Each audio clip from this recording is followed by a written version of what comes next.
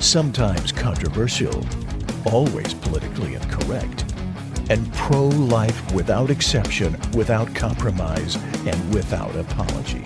It's the Pro-Life America podcast with your hosts, Sarah Waits and the president of Life Dynamics, Mark Crutcher.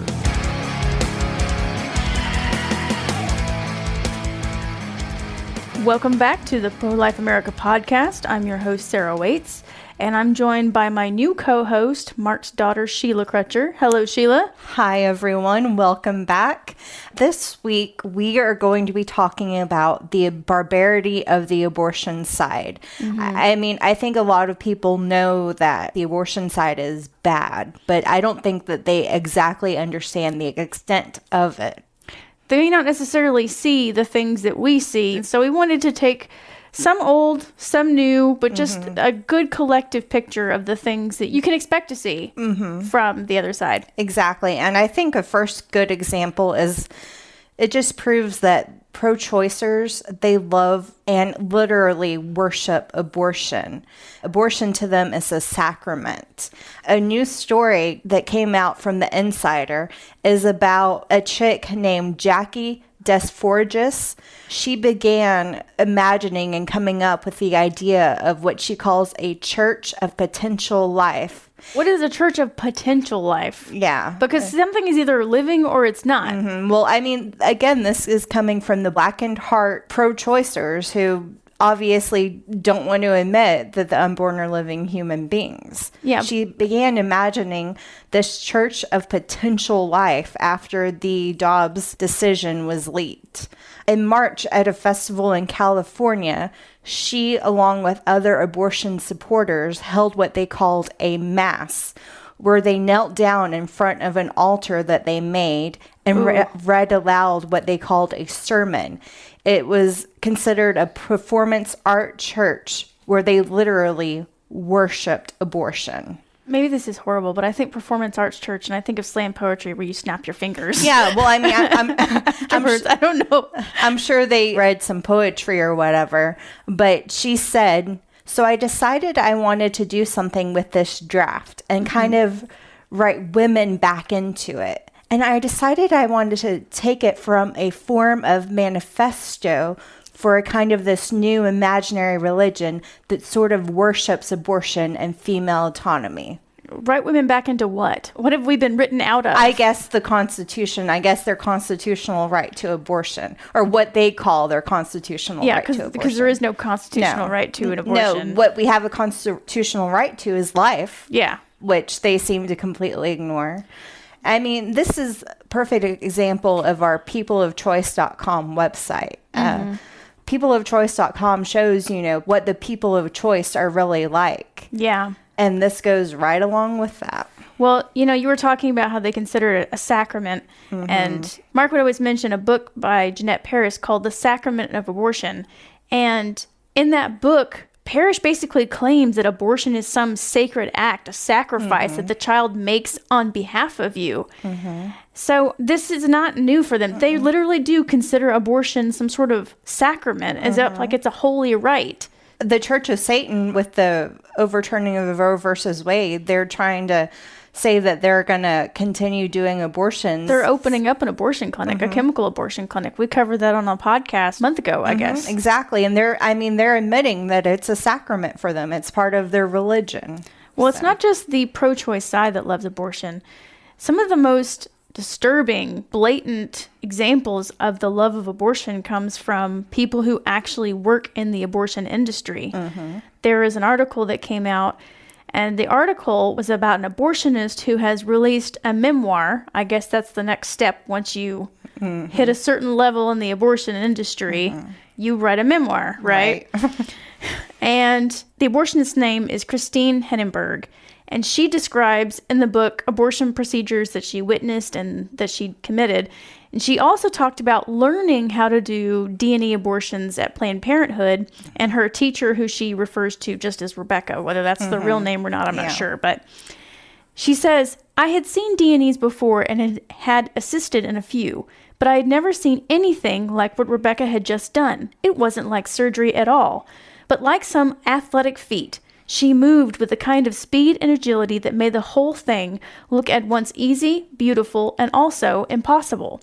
See my hands, see my angle here? It's like a dance, and it was. She moved her body like a boxer or a ballerina, her stance wide, her arms strong, her movements precise and efficient.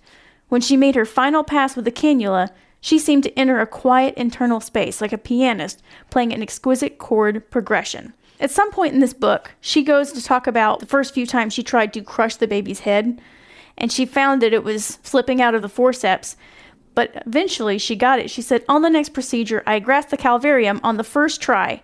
I felt like I was flying, soaring under Rebecca's strong and beautiful wing. She was happy because I found the thing I was good at, even gifted at. Just sitting here listening to that quote, bunch of, serial killers and stuff leave diaries and describe their exploits and, the process that they go through and everything. That is exactly what it sounds like. And I mean, that's exactly what it is. But yet people celebrate these people that are so-called doctors. They're really serial killers. Well, I want to say that this may be the result of rationalizing what you do, because you either have to accept it and embrace it, or it breaks you, because this is the killing of a living human being. So I want to say that this is what this is, but there's also probably people who just gravitate to the abortion industry because they may naturally enjoy that sort of thing. Oh, yeah. But these kind of quotes that you just heard are not a one-off thing. In line 5, there is a quote from an abortion counselor who said, "At first, I was very upset by the abortions, but I have since gotten so excited about it that I thought about going back to nursing school. When you think about it on a certain level, it's really an interesting thing that is happening. It's fascinating when you think about it clinically and not get involved in the people or the babies. Several times I saw really beautiful things happen. I mean, it's physically beautiful." Yeah, so again, these people are either mentally ill, they have such an evil heart, or it's a combination of the two. But no normal person, no normal physician, no normal healthcare provider would get the thrill that these people get out of killing babies. Last February, a Dr. Katie McHugh posted a picture of herself with this huge grin on her face, holding a cannula, which is one of the tools that's used in an abortion. And in the tweet, it says, "Happy Friday. Hashtag abortion care is still legal in Indiana. We're doing everything we can to keep it that way. Hashtag abortion is healthcare, as well as a community priority, a family value, and a normal part of life." She goes on to say, "Abortion is moral, common, and it isn't going away. Neither are we." Well, it may be common, but it doesn't make it moral. And what did she say? A family value. Okay, so it's a family value just as much as prostitution is promotion of family values. As much as prostitution is the promotion of love. Yeah, it's not a family value. Yeah, or as much as allowing a woman to kill her 5-year-old because she can't afford to feed the 5-year-old. That's as much, a family value as you see pro-choice people rationalizing how it is a part of motherhood and making this decision because the children are quote, quote, better off if they do this. What she's saying is basically this argument, right? That it's making the right decision for the quote, quote, family. And, no. Yeah. Killing your family isn't making the right decision for your family. So the interesting thing is, to this post, I guess she was expecting lots and lots of love from this. I mean, she did get some pro-choice love, but there were pro-choicers on there who were like, this is disturbing. There was one person who said, "I'm largely pro-choice, but I question if I'm on the right side of the argument when I see providers get excited to provide abortions." This is a very, very creepy post. Well, yeah, but I mean, that person obviously is on the wrong side because either abortion is acceptable or it isn't. There was lots of comments on there about this. And so this abortionist came back and tweeted, "Despite the many hateful comments, I am proud to normalize abortion care, smile at, and for people needing help, and honor the people choosing abortion.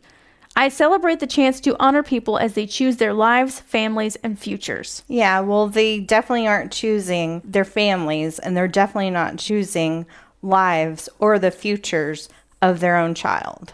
What can you expect from the side that has been caught with baby collections? And for those who don't know, Kermit Gosnell, when his clinic was raided in 2010, the authorities were looking for controlled drug violations, but they found amongst the horrible conditions in that clinic and the other outrageous things that were happening, bottles of aborted babies scattered throughout the building. District Attorney Seth Williams stated that there were bags and bottles holding aborted fetuses that were scattered throughout the building. There were jars lining the shelves with severed feet that he kept for no medical purpose. Well, I mean, it's just like... He had a foot collection. Well, just like I said, going back to the serial killers often keep so-called trophies of their victims. That's what he was doing. He was keeping trophies of his victims. And in 2019, the family of Ulrich Klopfer, because he had passed away, were going through his, I guess, estate and property, and they found 2,246 medically preserved fetal remains. So when these people aren't selling the aborted baby parts for money, they're collecting them. The thing is, when the abortions happen, we have no idea how they're disposing of it, because even the abortion industry has said that they have problems and issues with disposal. Going back to line 5, it talks about some of the bizarre and disturbing humor that some people in the abortion industry have. And it was talking about conversations at a National Abortion Federation conference about how to respond to in a social atmosphere about questions about their work. And one of the questions that they were talking about is, what do you do with the babies, right, afterwards? Their answers were, we buy a lot of Drano and don't come for breakfast.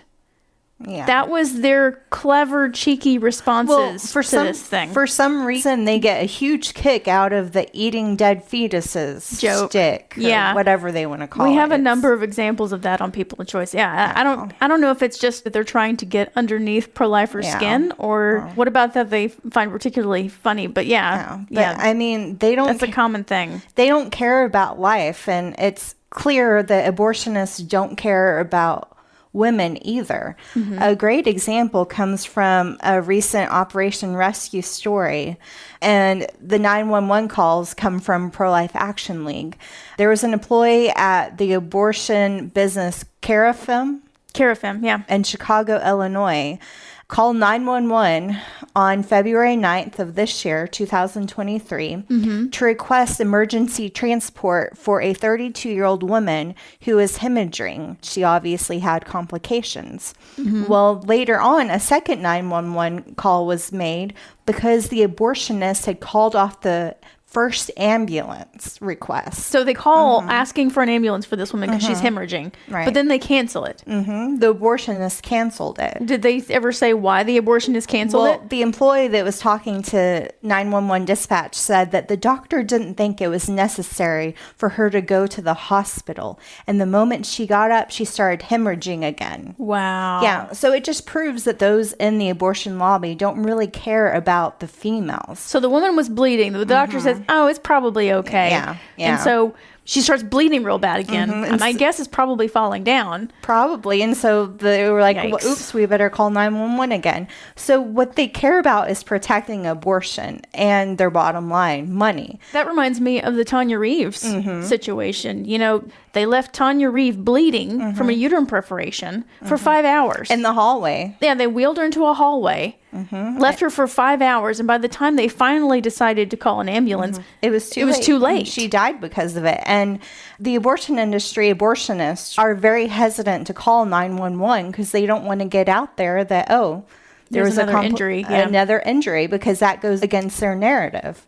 I mean, we have a section on our website, and it talks about deaths by abortion. And I mean, there are injuries and deaths all the time. Yeah. So if you go to the lifedynamics.com website under exposed, it's called Women Betrayed. And it talks about the women who have been killed by legal abortion. It's got Tanya Reeves' story on there. It's got Christy Stiles' story on there. If you have not watched the video about Christy, you should go watch that.